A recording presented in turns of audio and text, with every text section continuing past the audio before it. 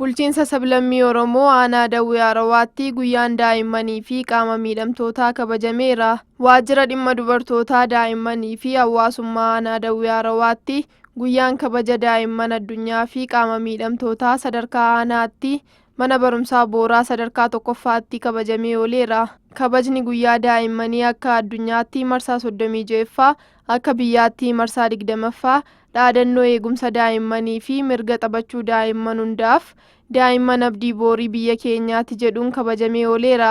Akkasumas kabaja guyyaa qaama miidhamtootaa akka addunyaatti marsaa 34ffaa, akka biyyaatti marsaa 33ffaa dhaadannoo guddina hawaasummaa fooyya'aa ta'ee fi hawaasa qaama miidhamtoota hundaa hammatee ijaaruu jedhuun kabajameera. Guyyichi qophiilee garaagaraan kabajamee kan oole ta'uu fi dhuma irratti badhaasni barattootaaf kennameera. Kominikeeshinii aanicharraa odeeffanne. Bulchiinsa sablammii Oromoo aanaa Arxummaa Furseetti Piroojeektiin daandii baadiyyaa rakkoo hawaasaa hundeerraa furuuf ariitii fi qulqullinaan hojjetamaa jira.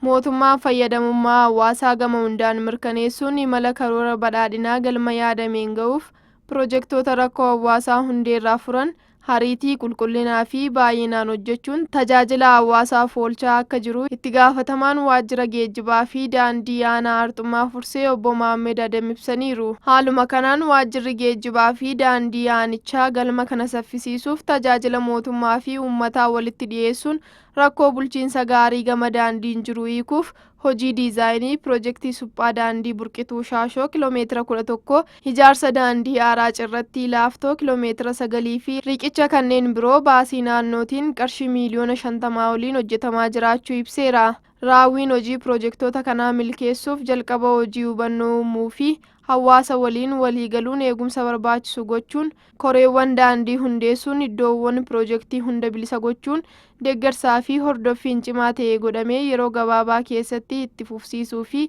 saffisaan xumuruuf gaggeessitootaa fi ogeeyyii sadarkaan jiranii fi hawaasa waliin qindoominaan hojjechuun tajaajilaaf banaa ni taasifna jedhaniiru. Bara baajataa 2018 keessatti piroojeektiiwwan haaraa daandii fi riqichaa hojjetamaniif qophii dursaa gochaa jiraachuun ibsameera. Manni maree yaa'ii dhaabbilee amantaa koonfireensii nageenya biyyaalessaa 5ffaa ilaalchisuun ibsa kenneera. Mana maree yaa'ii dhaabbilee amantiitti barreessaa olaanaa kan ta'an lubni Tagaay Taaddalee akka jedhanitti koonfireensiin nageenya biyyaalessaa 5ffaan sadaasa 3-4 bara 2018 magaalaa Arbaa Minciitti ni geggeeffama jedhaniiru. Koonfireensichi kanaan dura magaalota kanneen akka Dirree Dawaa, Bahaar Daar, Jimmaa fi Hararitti geggeeffamaa turuu kan ibsan lubni Tagaay koonfireensichi nageenya ijaaruuf akkasumas tokkummaa cimsuuf carraa guddaa akka uumuus ibsaniiru.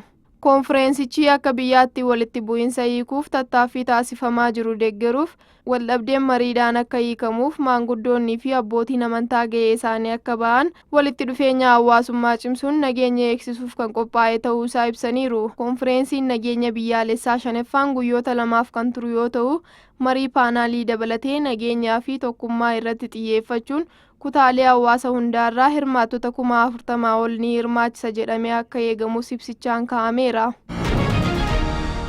Guyyaan saboota sablammootaa fi uummattoota Itoophiyaa bara obbolummaa fi heddumina caalaatti haala cimsuun akka kabajamu manni marichaa beeksise. Guyyaan saboota sablammootaa fi uummattoota Itoophiyaa 20ffaan mata duree waliigaltee dimokiraatawaa tokkummaa sabdaneessummaaf jedhuun sadarkaa biyyaalessaatti sadaasa 29 bara 2018 qopheessummaa naannoo giddugala Itoophiyaan ni kabajama. Itti gaafatamaan waajjira mana maree sablammoota naannichaa Tashoomaa Laamjaaboo tajaajila oduu Itoophiyaaf akka ibsanitti guyyichi naannolee hundaatti akka kabajamu dubbataniiru.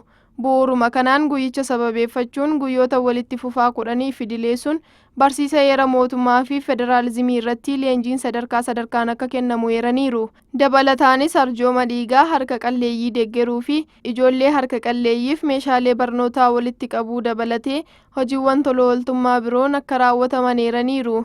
Keessummoota ayyaanicha irratti hirmaataniif qophiiwwan tajaajilaa mijataa kennuu haala dandeessisuun xumuramaa jiraachuu beeksisuun guyyichi obbolummaa fi heddumina caalaatti kan dagaagsudha jedhaniiru. Guyyichi kabajamuun turizimii naannichaa aadaa misooma beeksisuu fi hojiiwwan misoomaa caalaatti raawwachuuf kaka'umsa guddaa uumuusaa kaasaniiru.